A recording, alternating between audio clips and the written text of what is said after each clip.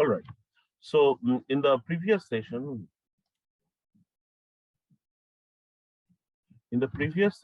we discussed about the Stata main interface, how it looks when we open Stata for the first time, and then how Stata works. And from then onwards, we went ahead and saw how to use Stata as a big calculator with the command display. So we did everything through the menu system, but we also saw on the results window that it is actually the command display that is used by Stata to operate as a calculator. Then towards the end of the session, we also saw how to change the working directory, and the command there was cd. And finally, we saw how to load a data set again through the menu system, but we saw that the underlying command that Stata uses to load a Stata format data set is use. So this is what we did in the previous session. In today's session, what we will do is we will see how to work with data sets and variables in Stata. Now, to do that, we need to understand a little bit about the structure of a data set that Stata expects. So we will first discuss the structure of a data set. Then, since we have already seen in the previous session how to load a data set into Stata, we will go ahead directly to check how to inspect a data set. Then after that, we will carry out a few basic statistical operations. And finally, towards the end of the session, we will work a little bit with the variables, in the sense that we will do some basic operations, that is, create some variables from some existing variables. So these are the 4 things that I plan to do today. So first of all, the structure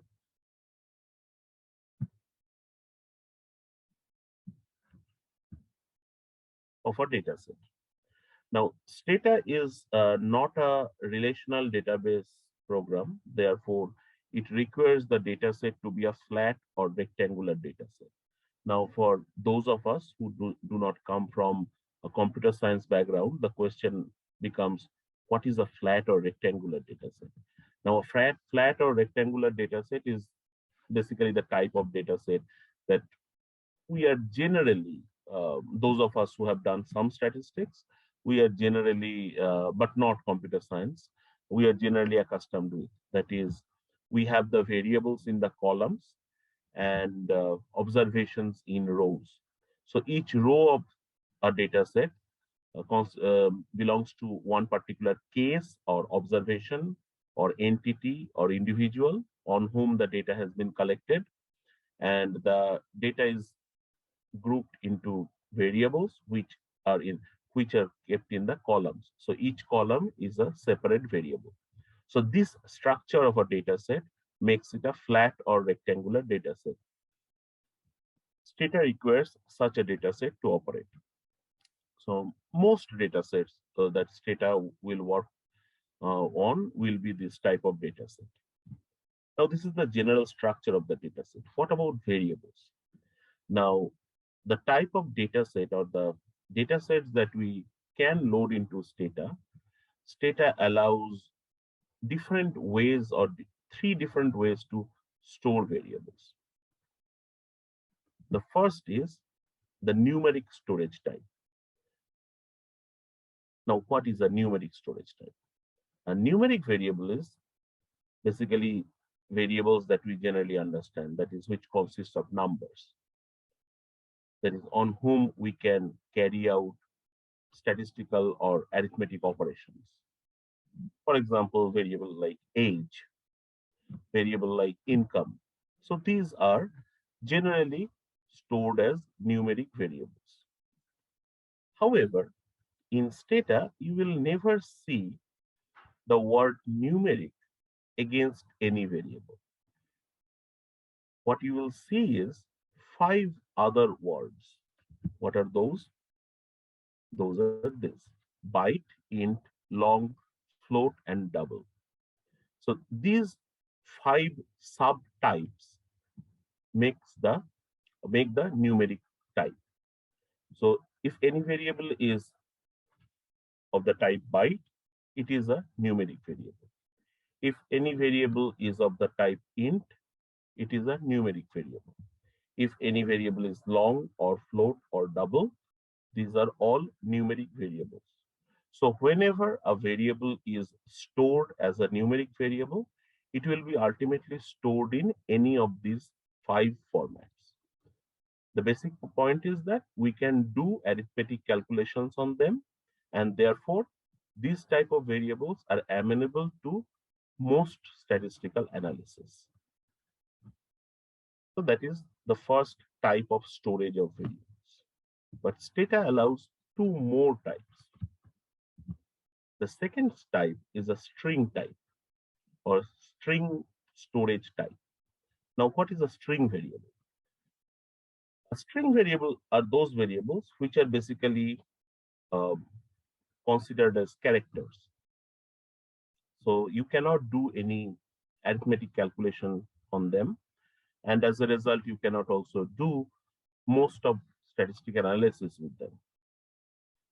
So keep in mind that numbers need not be only stored as numeric variables. A variable which consists of numbers can also be stored as a string variable. For example, roll numbers for students are something that we do not really need to make any calculation with. Those are just some identification variable. So such a variable can actually, although it consists of, let's say, just numbers, consider those of you who are students, consider your JGU ID. It just consists of numbers, but still we do not do any calculation with them. Those are just for identification purpose. So if there is a data set about students of JGU, the IDs can be stored as string variable. So although those are numbers, but they are still stored as string variable, and therefore Stata will not allow us to do any arithmetic calculation with them. So again, just as numeric, you will not see the word string against any variable name in Stata. What you will see are these two words, either str with a number after it or str with an capital L. Both of whenever you see these two words against any variable, which I will come very soon where you will see this, but just before that, just know that you will see these things. Sorry. The moment you see these two, either of these two, either str with a number, so hash will be replaced by a number 1, 2, 3, 4, 5, 10, depending on how many characters are there in that particular variable. So str hash, so the hash will be replaced by a number, or strl, capital L. You should understand that this is a string variable. Therefore, we cannot do any, I should not say any, we cannot do most of statistical analysis with this type of variable. So these are the primary two types of variables that Stata allows. There is another type of variable storage, which is called the date type, but it is very unlikely that you will encounter that type immediately in the recent future, at least at the beginner's level. So I'm not getting into any more details about that. So there are three storage types of variables in Stata. One is numeric, another is string, another is date and time. Out of this, numeric and string are the most common. Sometimes we encounter the date type. So first of all, to work with, Stata requires a flat or rectangular data set. A flat or rectangular data set is a data set where observations are in rows and variables are in columns. And secondly, these variables will be either stored as numeric variables or string variables. So that is the structure of a data set that Stata requires. Now, before I get into any further, there is probably a question. Let me just check it.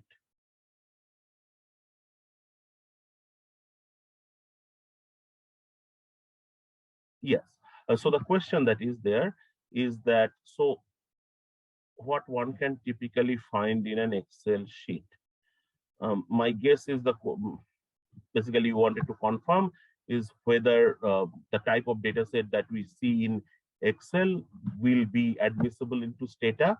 Well, the answer is yes and no, because Excel, if you try to store observations in columns and variables in rows, Excel will actually not stop you to do so.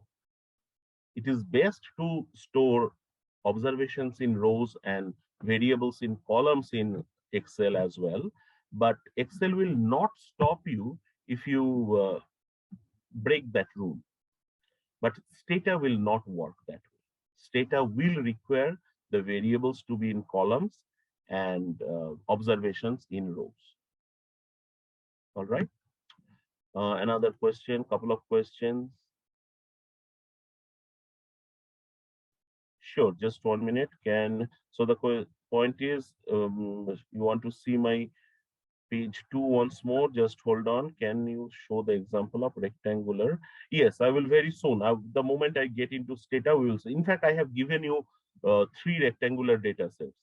Basically, the 3 data sets that I have given you in that zip folder, all of them are rectangular data sets. So we will work with them, at least one of them. So before that, Lakshya wants to see my screen once more. Just hold on. I guess this or this one. I'm not sure. This is my slide 2. You said slide 2, so here it is slide 2.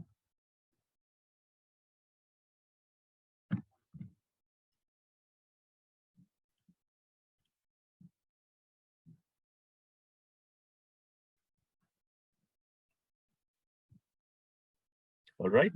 So that is the structure of a data set.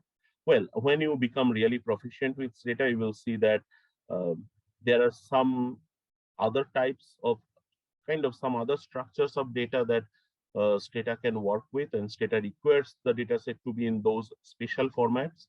But it is still kind of a variation of rectangular or flat data sets. It is never relational data set.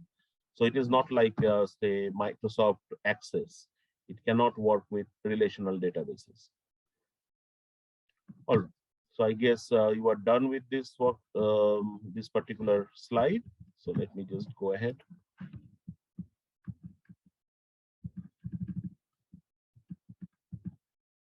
Now, what are the different steps of quantitative or statistical analysis? Quantitative or statistical analysis generally starts with loading a data set into a software. But after that, quantitative analysis is not a linear process. It is generally a circular process. So once you have loaded the data set, after that, the steps that come, they keep on happening in circular fashion. You check the data and the variables, you create variables, you drop some variables which you do not require, or which might have some problems. You drop observations. Then we combine data sets, because it may be that all the variables are not there in the data set that we first got. So we have to bring some more data sets and combine the different data sets. Then we do descriptive statistics, exploratory graphs. Then we go for modeling and testing, graphs related to modeling and testing. Then the process repeats itself again. So quantitative analysis is not really a linear process. It is a circular process.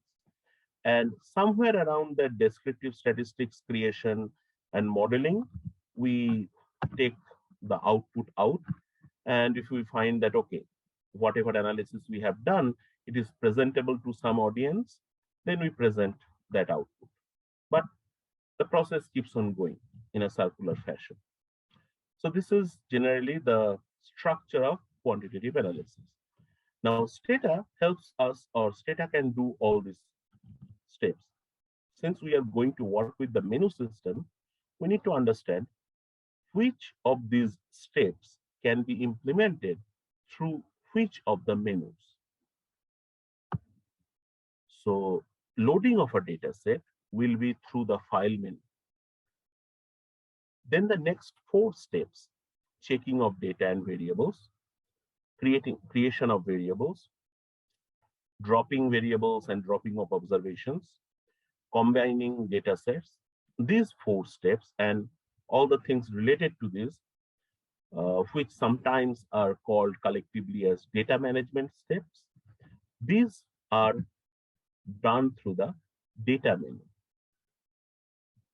The descriptive statistics and graphs and the modeling and testing part are done through the statistics and graphics menu. So among all the menus at the top of the Stata main window, the 4 menus that we will be mostly referring to are, first of all, the file menu, the data menu, and the statistics and the graphics menu.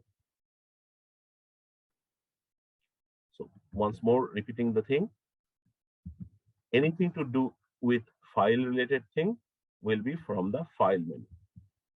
Anything to do with data set and variables, modifying variables, inspecting data set, creating new variables, dropping variables, all these things will be through the data menu. Creation of statistical graphics will be through the graphics menu. And finally, all statistical procedures, including econometric procedures, will be through the statistics menu. So these are the 4 menus that we are going to concentrate mostly on. All right.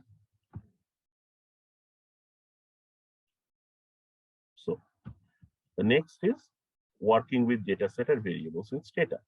But before I get into that, let me just wait for a few minutes and see if you guys have any question up to this point.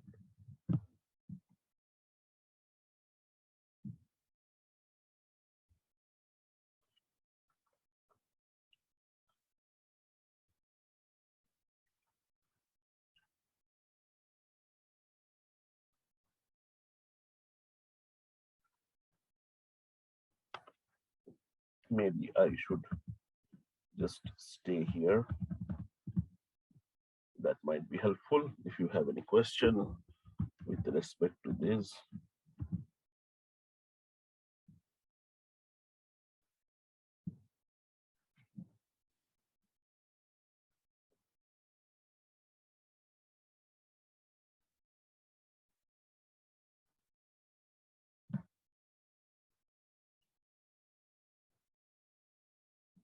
Any question, anyone?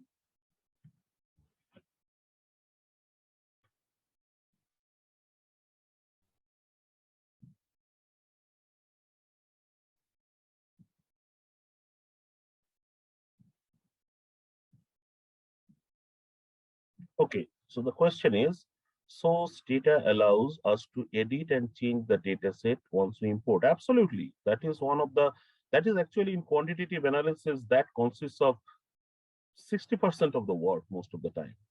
Modifying data set, modifying variables, creating new variables, and all that. So real-time changes are possible while working. Mm, yes, although I don't like the word real-time in this sense, but yes, it is possible. So the next question is, can we work on multiple data sets simultaneously? In fact, the answer, if I was giving the answer to you before 2000, I think 20, yeah, 2020 June, I would have said no, but today I can say that yes. So till 2000, right now you guys have, all of us have installed Stata 17, that is the current edition of Stata. Till Stata 16, it was not possible to work with multiple data sets. But with Stata 17, Stata has introduced the concept of data frames, which is there in R. And therefore, we can load multiple data sets into multiple data frames. and work on them. I should not say absolutely simultaneously as such, but we can keep multiple data sets loaded together in Stata at a single point of time, and we can juggle between the or juggle among the different data sets. So yes, the answer is yes. Any other question?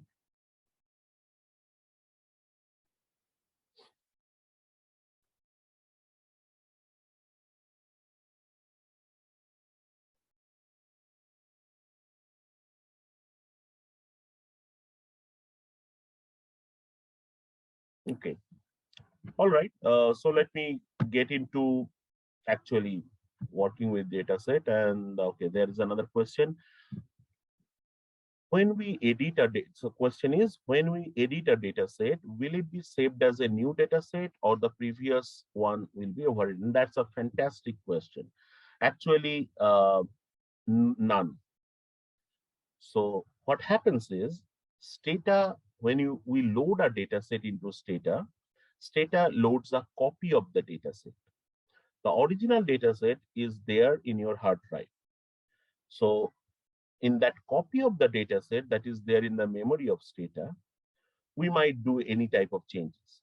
But after that, when we try to close Stata, um, we have to either discard those changes and just close Stata without saving that data set, or we ourselves have to save the data set maybe by the same name. In that case, the old data set will be replaced, as you are saying, or we can give it a new name. In that case, it will be a new data set.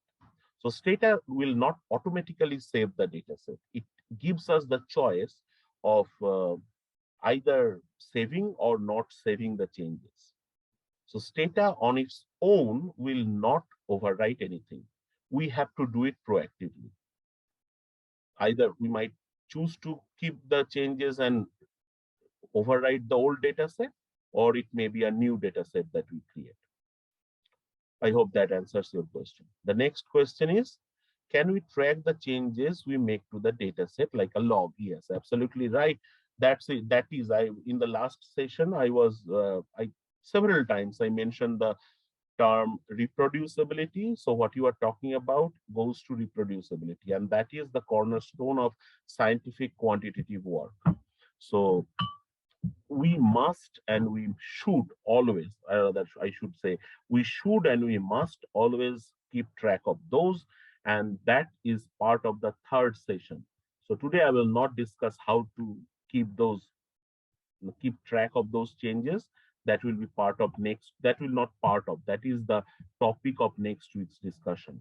How to keep track of not only just the changes to the data set, but everything starting from when we open Stata. After that, everything that we do, how to keep a copy of the entire session, how to keep track of all the steps that we take. That is the topic of discussion of the next session, next Tuesday. Okay. Any other question before I move on to working with data set?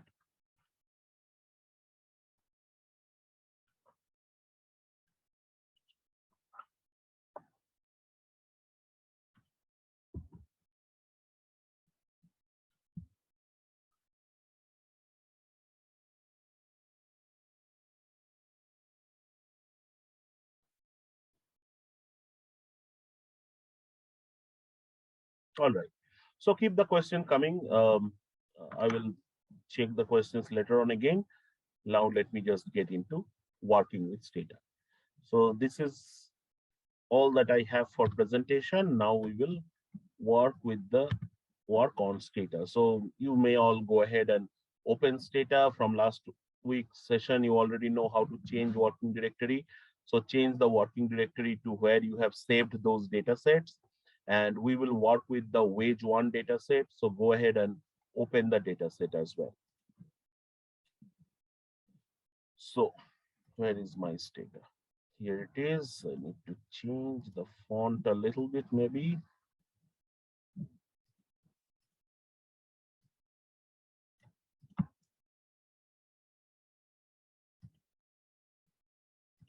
Okay.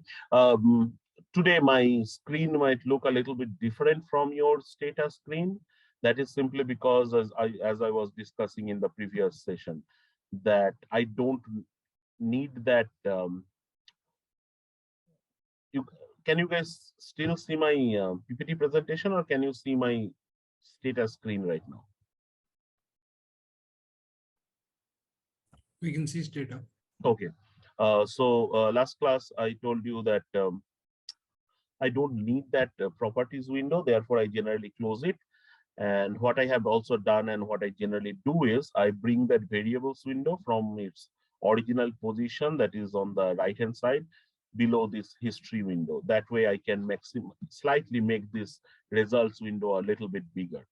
So that way it might look a little bit different from what you can see in your screen, your Stata version, but that is not a very important difference. So don't worry. All right. So changing the working directory as we did. Where do I have my data set? Yes, in D, Stata sessions, and then load the data set. So we are going to work with the wage one data set. So there is a data set called wage1.dta.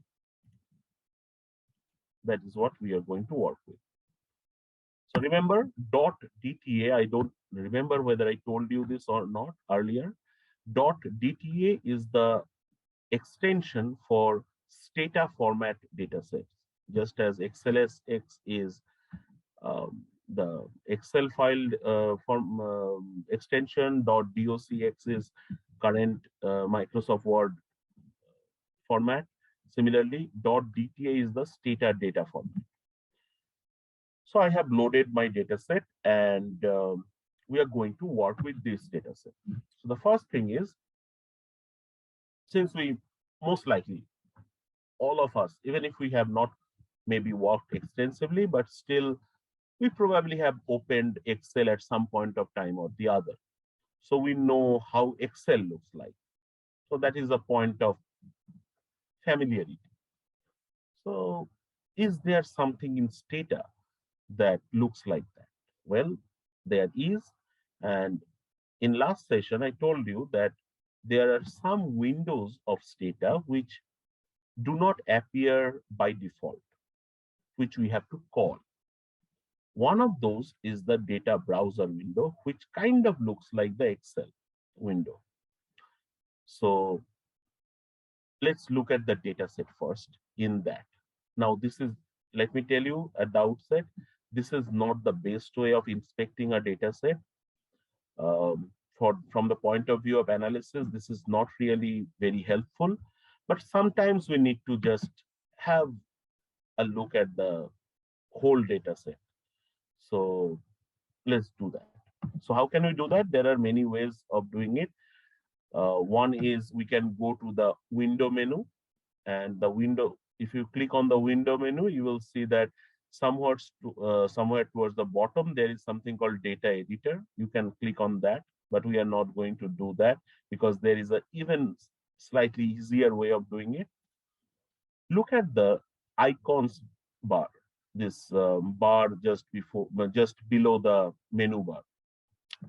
Somewhere in the middle right portion, there are two small icons. One is with a kind of a spreadsheet looking thing with a pencil on top of it, and another is a spreadsheet looking thing with a magnifying glass on top of it. So click on that one which has the magnifying glass on it. Do not, I repeat myself again, do not click on the icon which has the pencil on top of it. If you take your mouse on it, you will see that it says data editor edit. Do not click on that. Um, it makes the data set editable in that format, and we do not want that right now. So go to the right the icon to the right of it, which says data editor, browse. So if you click on that, you see the data spreadsheet in Stata.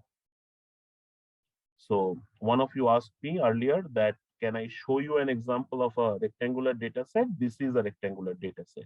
As you can see, the columns have the variables and the rows have the observations. Not only that, one distinction from, or one difference from Excel is that in Excel, if you want to give some name to the variable, it is still part of that Excel spreadsheet. So if you write something, the name of the variable in the top row, that top row is still part of that Excel spreadsheet. In case of statistical packages, that is not the case, and therefore it is not the case with Stata either. Here, the variable names are not counted as part of the rows. So you can see there is a slight color difference between the name of the variable at the top and then the values at the bottom. So each column is a variable. So wage is a variable, person is a variable, educ is a variable, XPR is a variable, tenure is a variable, and so on. So all of these are variables. While the rows are observation, person 1, person 2, person 3. So if by any chance it is not obvious, someone has to create this data set by entering all this information here. Now, I told you that Stata allows you to have two types, actually three types, but we are discussing two of them. Two storage types of variables. One is the string, another is the numeric. So all the variables that you can see whose values are in black in this worksheet, in this spreadsheet, are numeric variables. So starting from the wage variable up to south on the right, all of them are numeric. While the variable person, whose values you can see are in, what is the color? Probably brown. This is a string variable. So this color combination can be changed, but by default, let's just stick to it. So by default, black, any variable whose values can be seen in black, they are numeric variables. We can do mathematical calculations with them. We can do statistical analysis with them. The variables whose values we can see in brown, that is a string variable. And also, you can see, since all of us are conversant with the Windows system, we can see that we can scroll to the right, and there are many more variables on the right-hand side. Not all of them can be accommodated in the screen. And there are more observations as well if you scroll towards the bottom. And if you scroll to the extreme bottom, you will see that 526 is the last row number. That means there are 526 observations in this data set. All right. So this is the data browser window, and this is where the kind of the data stays. All right. Okay, there is a question. Let me just check it.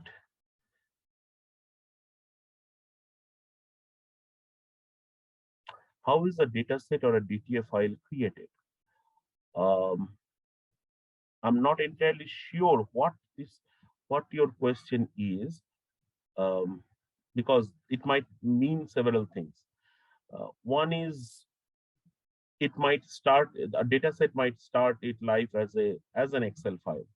So someone sat down and entered all this data into an Excel worksheet and then loaded it into Stata and then saved it in Stata in the .dta format. So your question actually has two parts. One is, how is the data set itself created?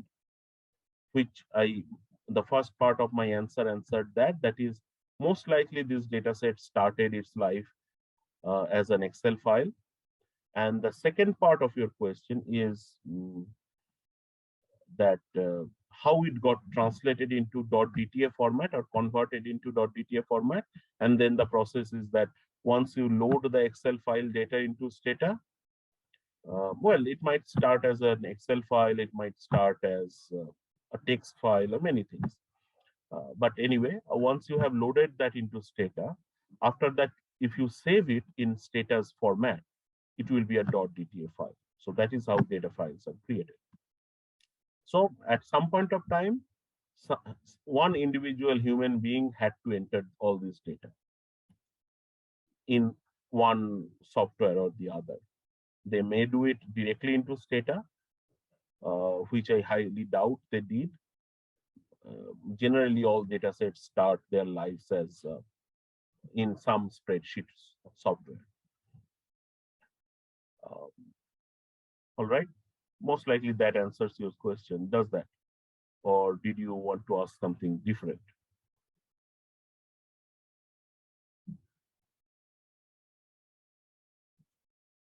Okay. All right. So let me just close this data browser, which we can do simply by clicking on this cross at the top. And we are back to the Stata main menu. So the next thing that we are going to do, so this is not a very efficient way of looking at the variables. It is difficult to understand how many variables are there, how many observations are there. We have to scroll and all that. So there is a much better way of doing it. And how do we do it? So I told you that inspection of data set, inspection of variables, creation of variables, all these things are done through the data menu. So we go to the data menu. In the data menu, look at the first option. The first option says describe data. So this is the first thing that we are going to do. So describe data. The first sub option says describe data in memory or in a file.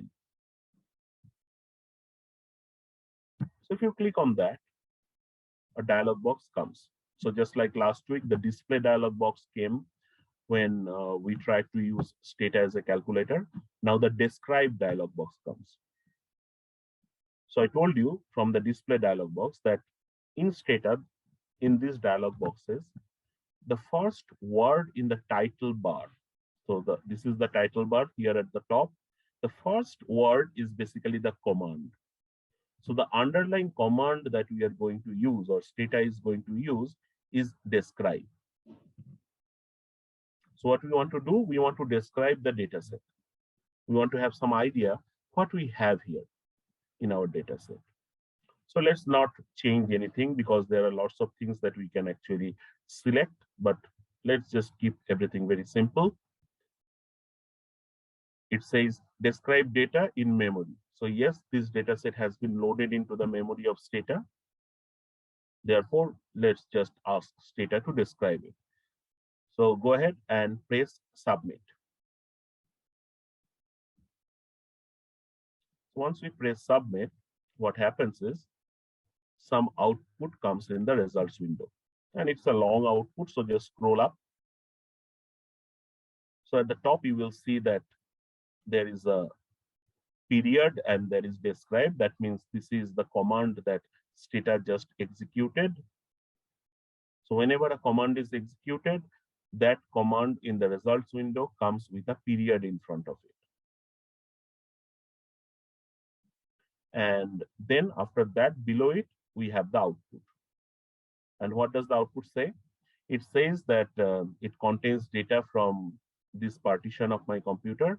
The name of the data file is wage1.dta. The data file was created on 30th of October 2021 at 4 p.m. Now, of course, this computer timing is according to my computer because I saved the data set with some changes at that point of time. There are 526 observations and 31 variables. And below it, we have the name of the variables: person, wage, eduk +5, experience, tenure, white. All these are the names of the variables. And then look at the next column. Against person, you have str10. I told you that whenever you see str with a number, that is a string variable.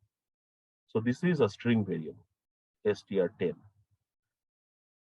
while any variable which has any of those 5 words, byte, int, long, float, and double, those are numeric. So look at the wage variable. Against it, we have the word float. So this is a numeric variable. Similarly, the variable edu has the word byte against it. That is also a numeric variable. So like that, you can scroll through the data set and see that most of the variables are actually numeric variables.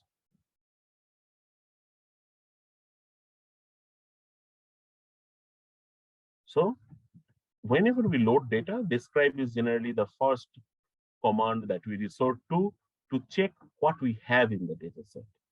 What are the variables? What is their storage type? And some other things which are slightly advanced. I'm not getting into those right now. We will probably come back to them at either in the next session or maybe after that, but I'm not getting into the other 3 columns: display format, value label, and variable label. Those are slightly advanced, more advanced than what we need today.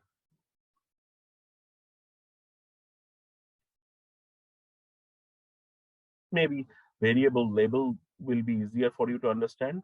Generally, the variable names are very short, kept short, because we repeatedly have to type them for our purpose. But since they are short, it makes them many times not really easily comprehensible. Therefore, Stata allows another facility that it allows a little bit longer phrase to be attached to every variable. So what happens is that we attach a slightly more explanatory sentence or sub-sentence to each variable. So wage, okay, wage can be measured in different ways. Just the name doesn't mean much. Therefore, we attach the variable label average hourly earnings. So that explains a little bit more about the wage. So that is how variable labels work. So you can think of variable label as an extension of the variable name. So this is how we inspect at least the basic structure of the data set that we have. Next is, of course, inspecting each variable. Now, of course, I'm not going to inspect each and every variable. Let's just inspect a couple of them. If I scroll down, I can see that there are a couple of variables like non-white, female. So let's see what those variables are. So how to inspect individual variables? That is, by inspection, what do I mean? I mean, what are the values of that variable? What different values does it take? What is the range of values and things like that? So how do we do that? Again, we are still working with variables. Therefore, we are still going to stick with data menu. So in the data menu, I think it will be in the data utilities. Just hold on.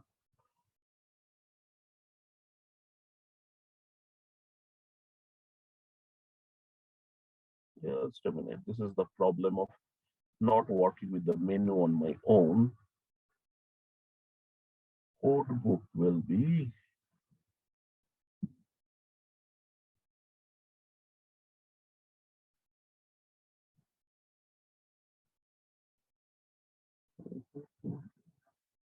just give me a minute. I forgot in which particular sub menu the command that I'm looking for resides.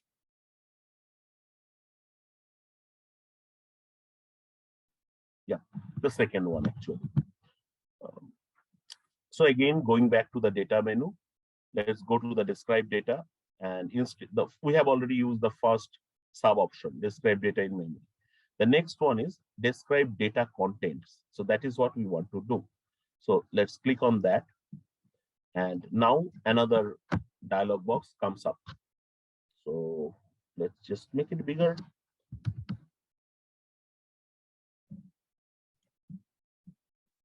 So this dialog box is the code book dialog box.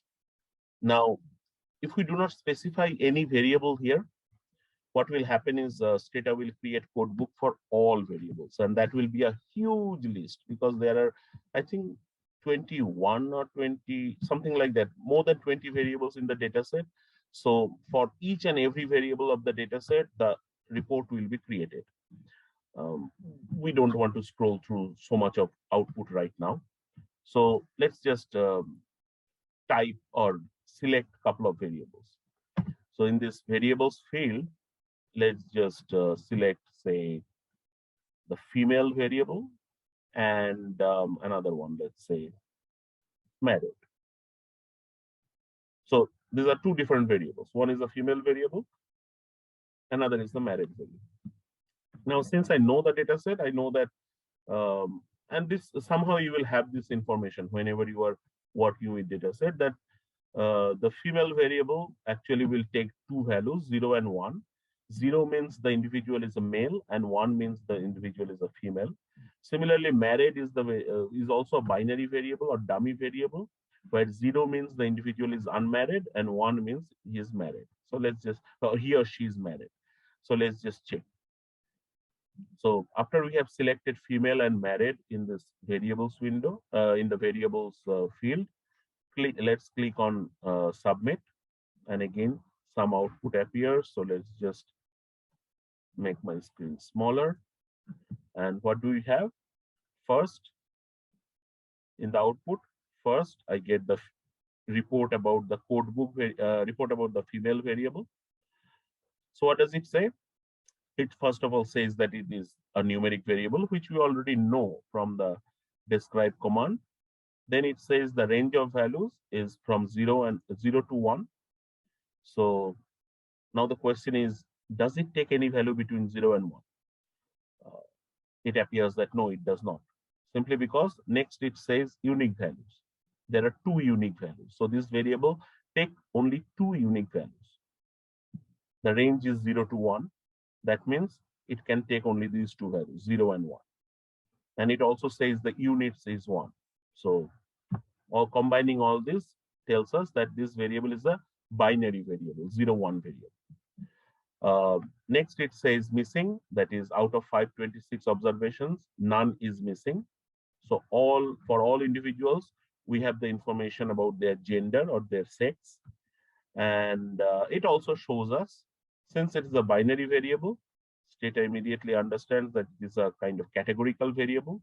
So Stata goes ahead and creates a frequency distribution, kind of rudimentary frequency distribution for it, which says there are 274 observations with the value 0 on this variable and 252 observations with the value 1 on this variable. So 0, we already know that 0 means male, that is 274 males in the data set, and 1 is female, so 252 females are there in the data set. All right. So look at the output for a minute, and let me just check what the questions are. There are a couple of questions. Yeah, just 1 minute. Did I say okay? Oh, you have got it. Go to data menu, then under data menu, go to describe data, and then the second sub option is code book, and click on that. So the code book dialog box appears. We can keep the variables field empty, but we chose to list two variables instead of looking through a huge long list of output. So that is the code book for the female variable. What about the married variable? Same thing, similar type thing, numeric. It's a byte variable. Range is 0, 1, unique values 2, same issue, no missing values. Frequency distribution 206, 0, 321. We know that 0 means unmarried, so there are 206 individuals in the data set who are unmarried, and 1 means married, therefore there are 320 individuals who are married. So this is the way we can check all the variables. In fact, if it is a data set that I am encountering for the first time, if someone else has given me the data set, or if I have collected it from some source, or then definitely I will check each and every variable this way. That is the very first step of any quantitative analysis, knowing your variables very well. Now, this is very good for, this is okay for kind of categorical variables, but there is a slightly better way of looking at or summarizing uh, continuous type variables or variables which are more quantitative in nature. Something like, let's say, the wage variable or education variable. So instead of going to the code book again, which we can of course do, no problem with that, let me show you another way of looking at variables. So what do? You go to the data menu, either now, since I'm still with the data menu, I'm not going to the statistics menu, but this particular step you can do both through the data menu and also through the statistics menu. So in the data menu, we can go to, I think it is the, yes, still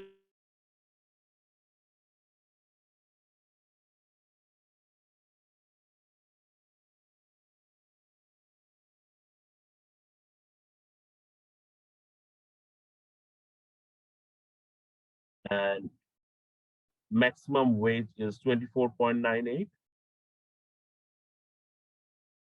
Similarly, education has some 526 observations. Average education is 12.56 years. Standard deviation is 2.77 approximately. Minimum education is 0 and maximum education is 18 years. So for quantitative variables, instead of doing code book, which we can do, of course, no problem, a summarize is another way of looking at the variables. So not only that, it also uh, calculates the mean, standard deviation, the basic statistics, which is something that generally we are always interested about. So summarize lets us calculate these basic statistical measures. This one measure of central tendency and the other measure of dispersion. So that is how we can look at quantitative variables. Now, we saw that for categorical variables, this codebook command gave us a rudimentary frequency distribution. But definitely that is not all. That is very basic frequency distribution. Generally, we know that in frequency distribution, we have relative frequencies, we have cumulative frequencies. So how to calculate or not calculate, how to create such a frequency distribution? Does data allow us to do that? Yes, of course it does. Now, for that, we cannot stay with the data menu anymore. Creating the frequency distribution is a statistical procedure. So we have to move over to the statistics menu. So let's go to the statistics menu. The first thing says summaries, tables, and tests. If you go to that menu, then a sub menu appears where lots of different options are there. Somewhere in the middle, you have frequency tables. Go there, and another submenu appears where the first option is one-way table. Now, one-way table is basically the type of regular one variable frequency distribution that we are accustomed with. So click on that one-way table and another dialog box comes. We see that tabulate one is the underlying command. So tabulate one will create the frequency distribution that we are looking for. So let's select the categorical variable. Let's create the frequency distribution for this. Let's say we have already seen female and male. Let's say, let's look at this non-white variable. So select non-white in the categorical variable. Don't touch anything else because as I told you, all these other things modify the default behavior of the command. So don't do anything. Press OK. Immediately we see that tabulate non-white has been executed, and below it we have the output, and that output is the frequency distribution. So there are 472 zeros and 54 ones for this particular variable non-white. Now let me tell you what this variable is. This variable basically stores the race of the individual. This data set was about from US, so people are categorized into races, white, non-white, and other races. This particular one categorizes them as white and non-white. So 0 means white and 1 means non-white. So there are 472 individuals who are white, 54 individuals who are non-white. And that translates into 89% of the individuals in the sample are white, while approximately 10% of the sample is non-white. So this is how you create a frequency distribution for a variable. So again, just to repeat myself, go to statistics menu. The first thing is summary, tables, and tests. In the resulting menu, in the middle, you have frequency tables. And what we want to create is a one-way table. So we can create frequency distributions like this for these other variables as well, married, female as well, using this same procedure. Just make sure that once you create one variable, one frequency distribution, the field remains populated with the old variable. So if you want to create another frequency distribution, make sure that you delete it and select a new one.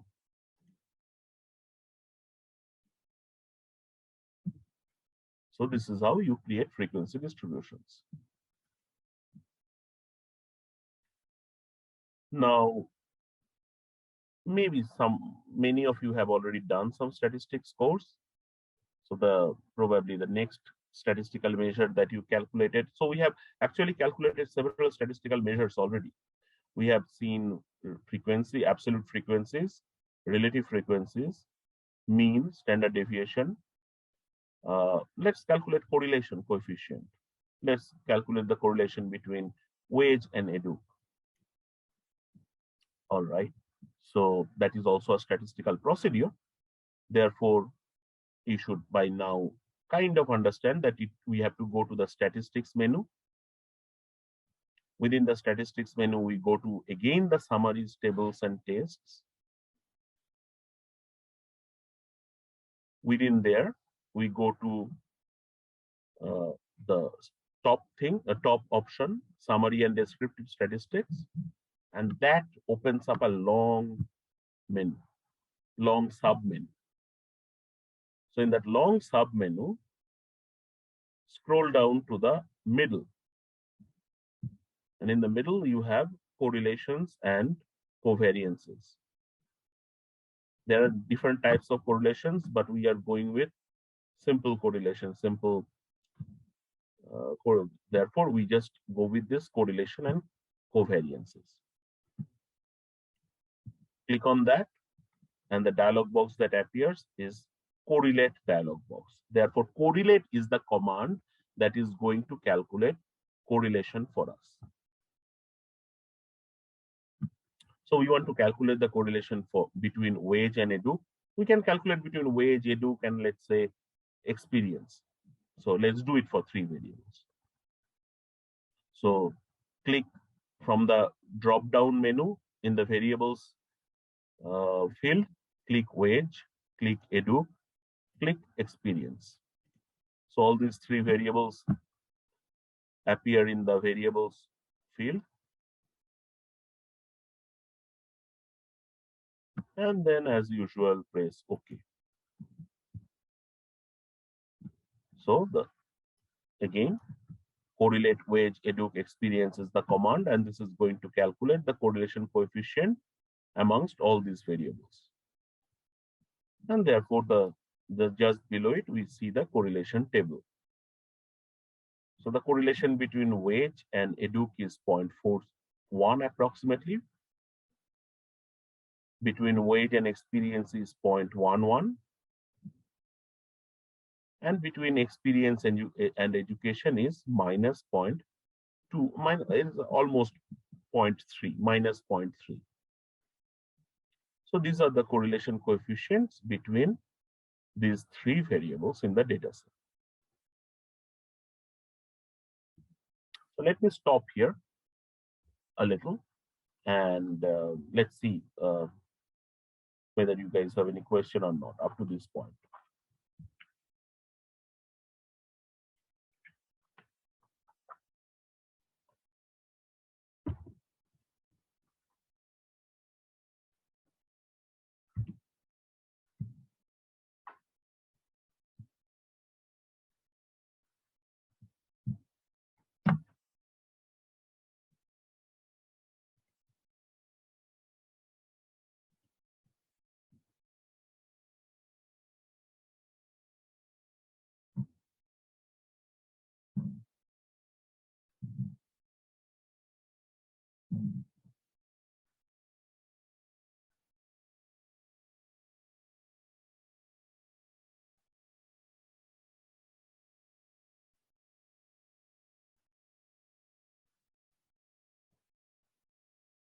Anything, anyone?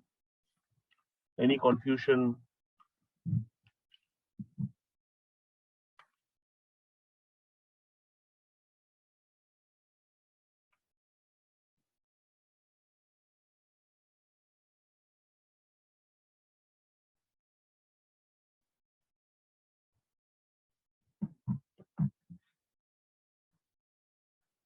All right.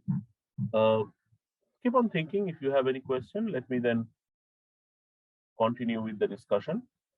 Now, till now, we have not done any graphics. We have not looked at the graphics menu at all. Let's create a graph. So we have just calculated the correlation coefficient between wage and education. Let's create a scatter plot between wage and education. How do we do that? Of course, I told you that earlier. I told you that to create any diagram, we have to go to the graphics menu. So let's go to graphics. And the first option tells you two-way graphs. Now, what does two-way graph mean? Now, when we try to create a scatter plot, we have to have two variables, one on the vertical axis, another on the horizontal axis. So since there are two variables, Stata calls this type of graphs a two-way graph. So, and it also says two-way graph, scatter line, etc. So let's create a scatter plot. Now there is no direct command for scatter plot. We have to create the graph. So as you can see, two-way creates many different types of graphs. One of them is scatter plot.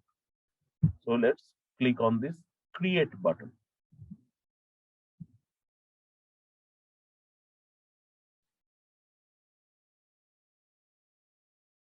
So if we click on this create button, another dialog box comes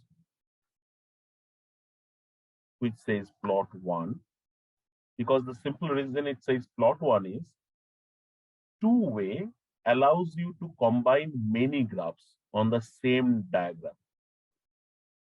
We are going to create only one graph on that diagram. So it will be called the plot 1. We could have created plot 1, plot 2, plot 3 on the same diagram, but we are just going with one.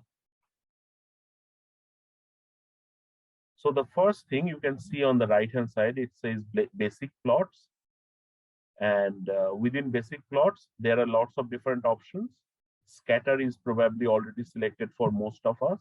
So let it be, because that is what we want to create. Now, in the lower portion of the dialog box, we have to select the y-axis variable. So let's make wage the y-axis variable and edu the x-axis variable.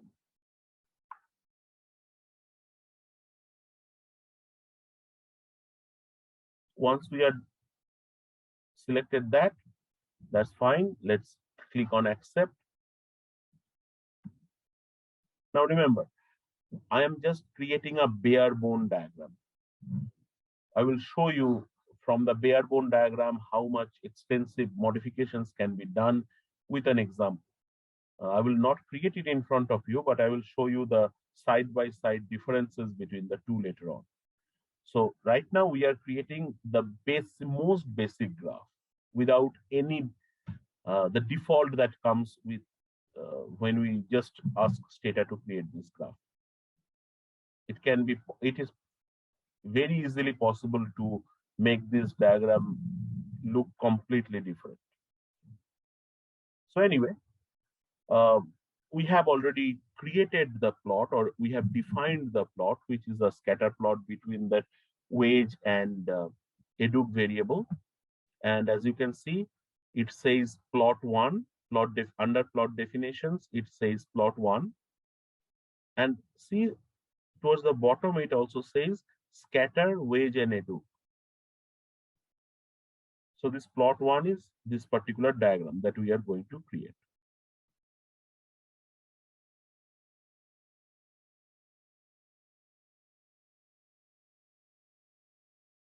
So let's go ahead and press OK. And the graph window comes up. If you remember from last session, I told you that just like the data browser window, graphs also appear in their own separate window. And this particular window only comes when we create a graph. It is not there always. So since we have created this graph, it appears, the graph window appears with that graph. So here in this scatter plot, average hourly earnings or wage is on the vertical axis, years of education or edu. Remember that these two variables have variable labels attached to it, to each of them.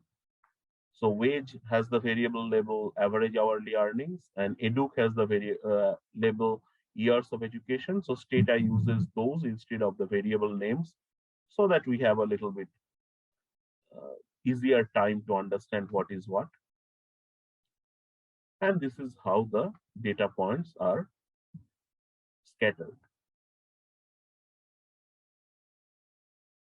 So this is how we create two-way graphs.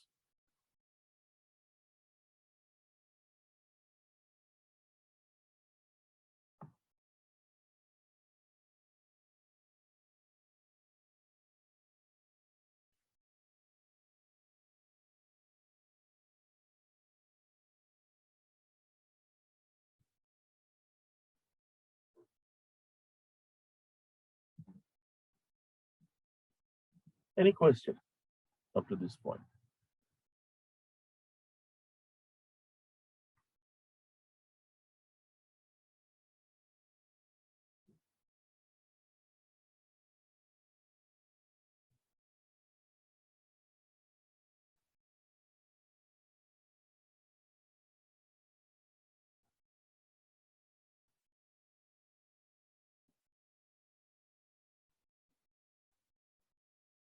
Okay. So if there is no question, then let's just close this diagram and what to do next. Okay. There was a question earlier that can we create new variables? Of course, I said we can create new variables. And therefore, let's just go ahead and create some new variables. So the first variable that I'm going to create is, see that there are these two variables, edu and experience. Let's say I just want, both of them is measured in years, number of years of schooling and number of years of experience. Let's just add these two together and create a variable called knowledge. Well, Probably it doesn't make sense, but still, let's just call it knowledge, and this variable will be defined as education plus experience. So how do we do that? Since we are working with variables again, we have to go to data, and it is definitely not a statistical procedure. Therefore, we go to the data menu. And in the data menu, go to the third option, which says create or change data. And in the resulting sub-menu, go to create new variable, and the generate dialog box comes up. So this is the variable, sorry, not variable. This is the command that which is the workhorse for creating variables in Stata. There are several other commands in Stata for specialized variable creation. Those are slightly advanced. I'm not going there today. We are going to stick to this generate command, which is the main workhorse for variable creation. So first of all, we have to supply a variable name. So the name of the new variable. I told you the variable that I'm going to create is knowledge. So this will be the name of the new variable. And specify a value or an expression. So I told you that I'm going to create it as edu plus experience. So let's just type edu plus experience. Make sure that you spell the variable names very correctly, otherwise there will be error message. The name of the variable is educ, not education. So educ is the name of the variable. The second variable is xpr, not experience. So educ plus expr. And press OK. Or rather press submit, because I will create several more variables. So let this dialog box remain there. So submit. So we see that again, the generate command with the new variable along with its definition, the way I wanted to create it, comes with a period in front of it. That means Stata has executed it. From last class's discussion, everything is in black, nothing is in red. That means Stata probably has done things correctly. Probably. There may be some other issues, but probably things have gone correctly. Now, if you scroll down in the variables window, you will see at the very end, a new variable has been added, which is knowledge.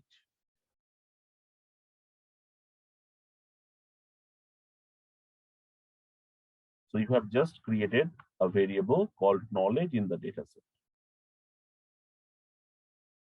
And by default, it will always be added at the very end of the dataset. That is at the very end of the list of variables.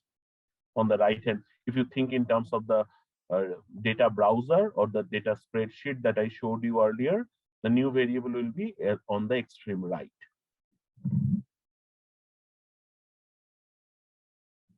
So there is a question, let me just address it.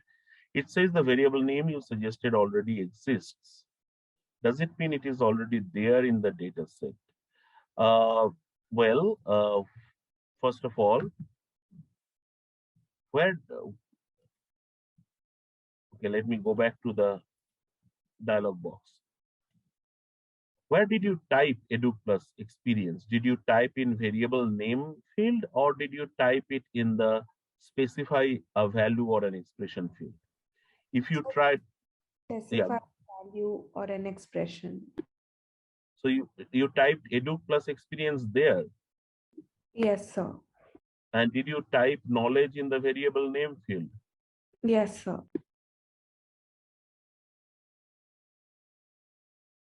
It should not be, because unless and until you have worked on the data set after I have given you, there is no knowledge variable in the data set when I gave you. Can you just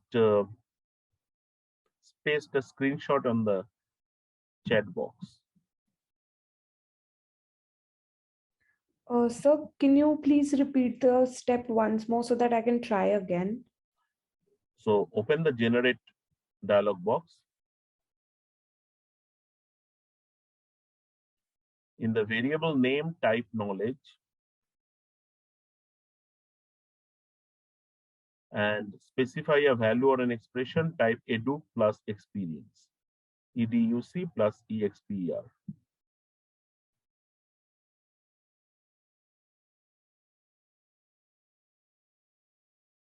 And then press submit.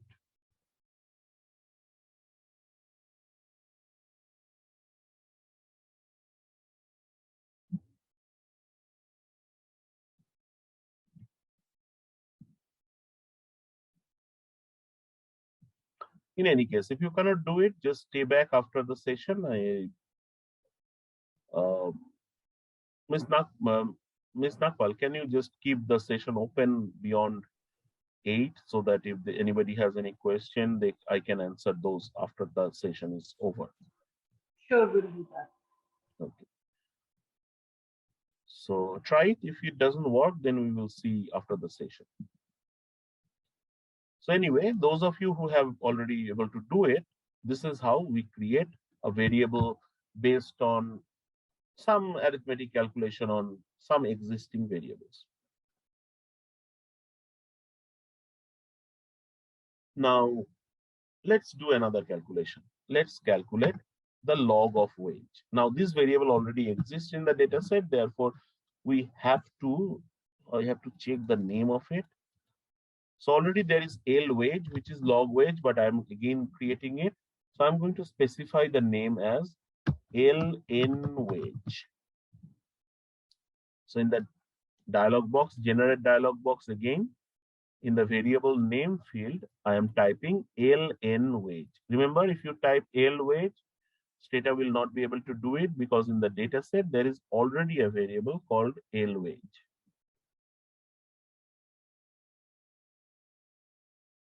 And then delete this edu plus experience.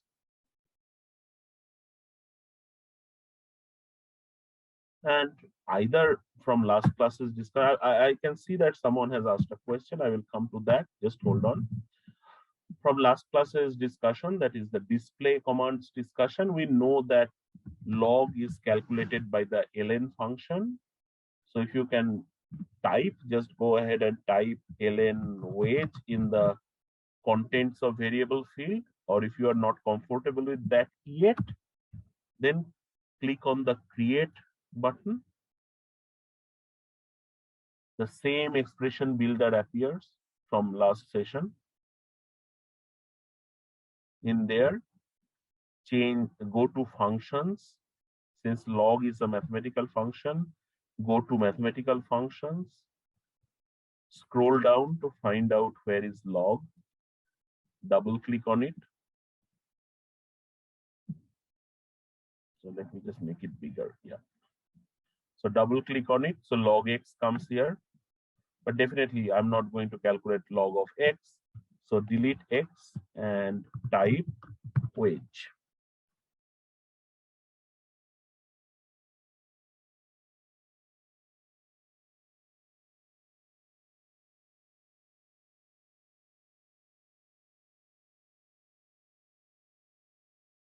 Now press OK.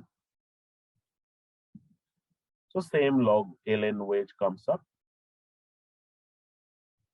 So remember, in the variable name, I have put ln without any parenthesis wage. That is the name, that will be the name of the new variable. But it will be calculated as ln of wage, log of wage within parenthesis, because that is the function. That is why the parenthesis must be there. Now go to the bottom, press submit, and generate ln wage equal to ln wage. Again, this variable is created. Scroll down the variable list. You will see after the knowledge variable, a new variable ln wage has appeared.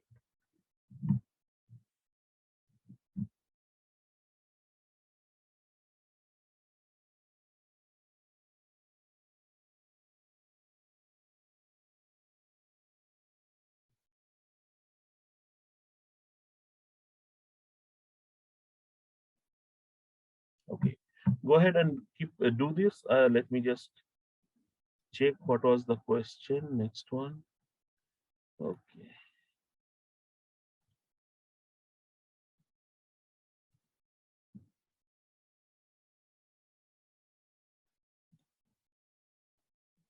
I will check the screenshot soon. Just hold on.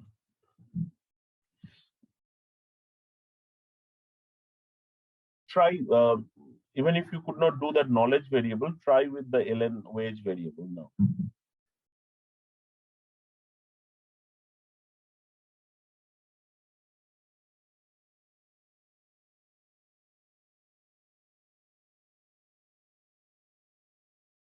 Now, many times we might have to create random numbers. Random number generation is a useful exercise. So let's create a random number, uniformly distributed random number. So random, remember this, we are creating this new variable random within this data set. Therefore, there will be 526 observations or for this variable as well. So whenever we are creating a variable in a data set, that new variable will have the same number of observations as the existing data set.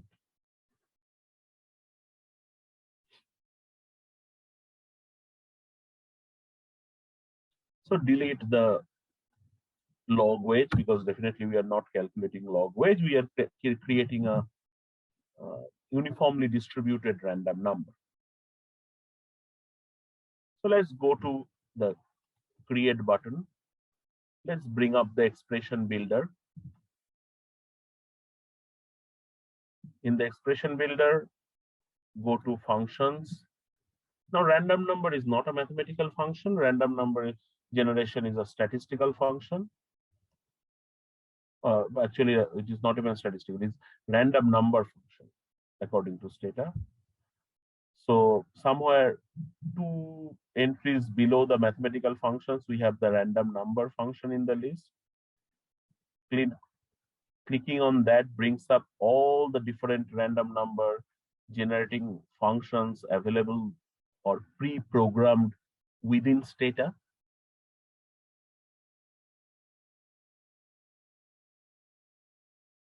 We want to create a random number between 0 and 1. So let's stick to the first one itself. Double click on it. That brings up the random number in the expression builder field. We don't have to do anything because R uniform does not take any argument inside the parentheses, which you can use. I mean, not you can, which you should understand, or it is not also should. You just understand because there is no X in the R uniform function. So that means the parentheses are without any argument inside them. So R uniform, opening parenthesis, closing parenthesis is all that is there to create a variable with uniformly distributed random numbers between 0 and 1.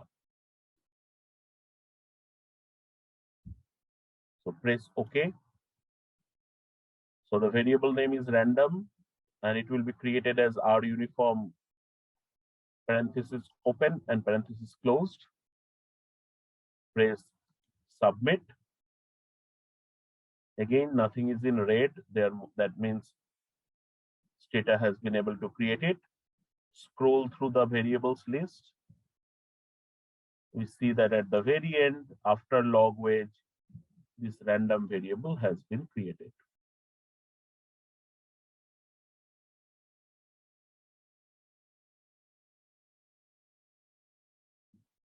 Now, let me just show you the data set once more.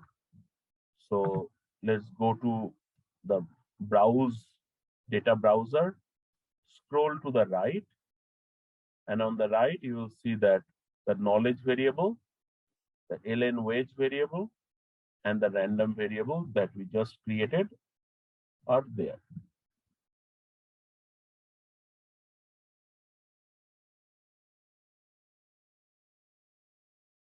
All right. So this is how we work with variables and data sets in Stata. Now, if I go ahead and try to close Stata.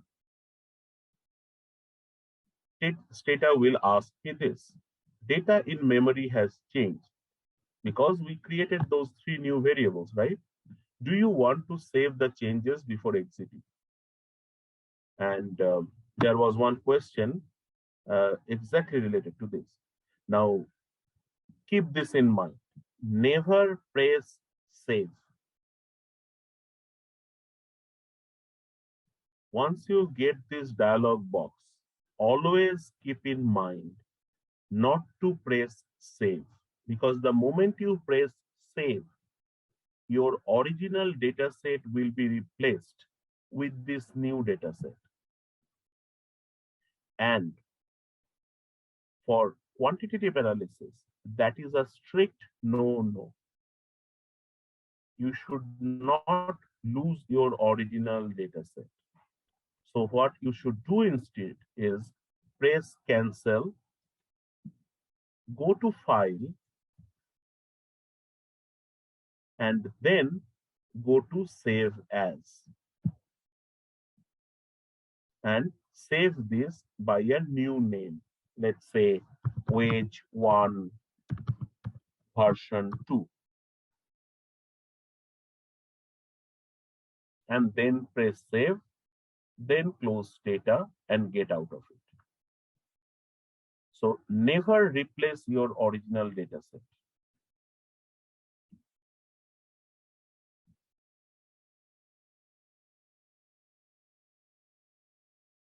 All right. So that brings us to 8 o'clock. I wanted to do a couple of more things, but we do not have time, but I will stay back. And as I have requested Ms. Nagpal to keep the session open a little bit more, so that if you guys have any question, I can answer those. And I, of course, have to answer one question which has already come. I need to check that screenshot. So unless until you have any question, that is all for today. In the next session, we will actually see how to keep record of all the things that we have just done. So that is what we will talk about in the next session. All right.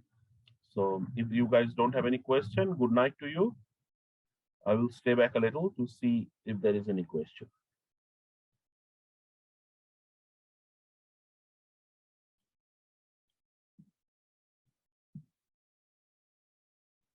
Okay, great. It's working. That's good. No problem. It's not inconvenience at all. That is why the workshop is here. Um, if you already could do it, why would you attend the workshop?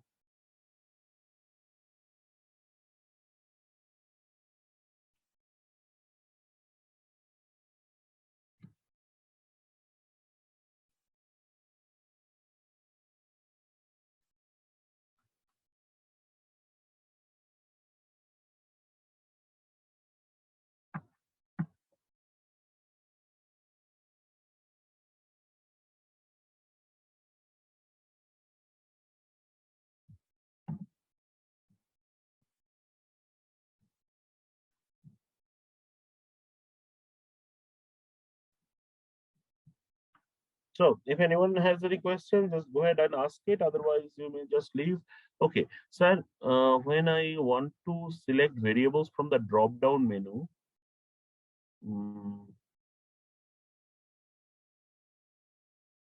I am unable to do so. Not really sure why should that be the case. If there is a data set already loaded in Stata, you should be able to select a variable.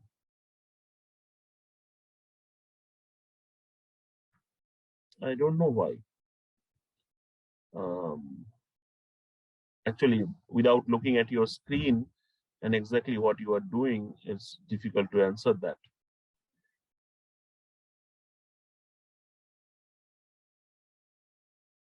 The question is, how can we check the history of last 1 week? What do you mean by last 1 week?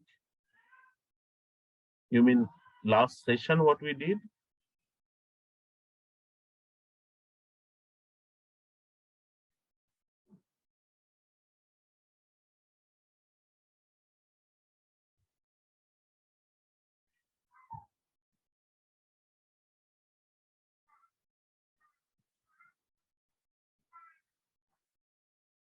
could you just explain your Stata window? Okay, you mean the commands that you might have given yesterday or day before yesterday, that you cannot check those. The moment you close Stata, those are all gone. Okay, just hold on 1 minute.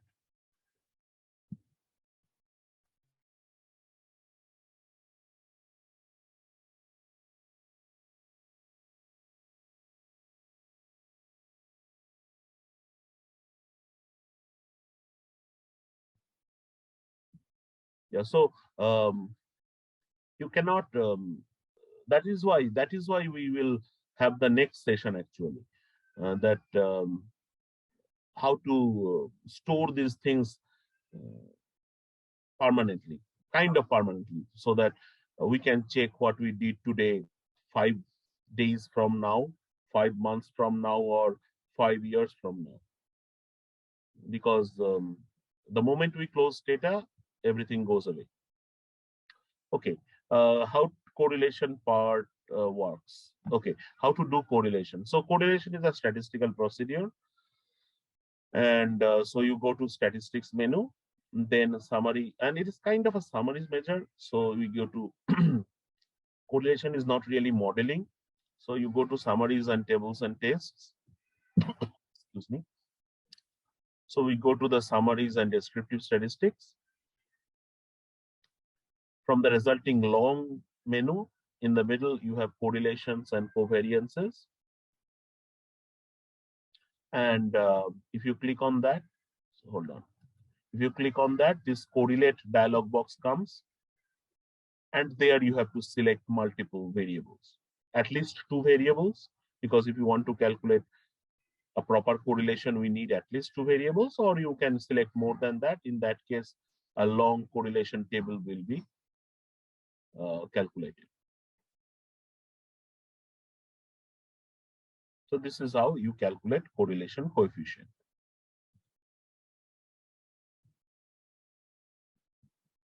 All right. Anything else, anyone?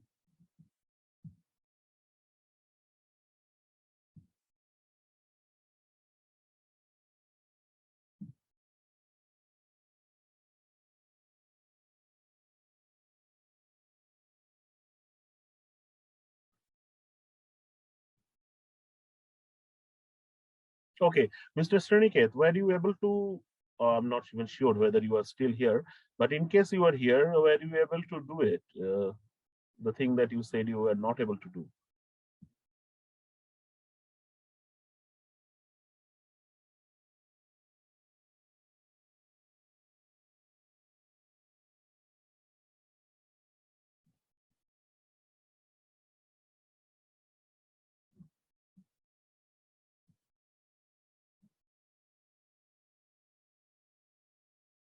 All right, it looks like no one else has any question, because at least no one is typing anything. In that case, we may call it a night.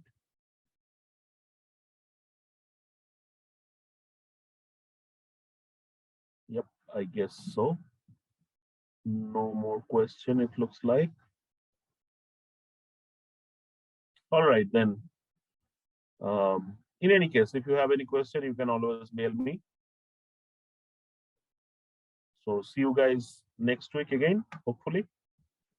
So good night, and thank you to everyone in the Global Library for helping me organize these sessions. Thank you, Ms. Nagpal. You have been immensely helpful. So good night, everyone. Good night, Professor. Thank you so much. Thank you.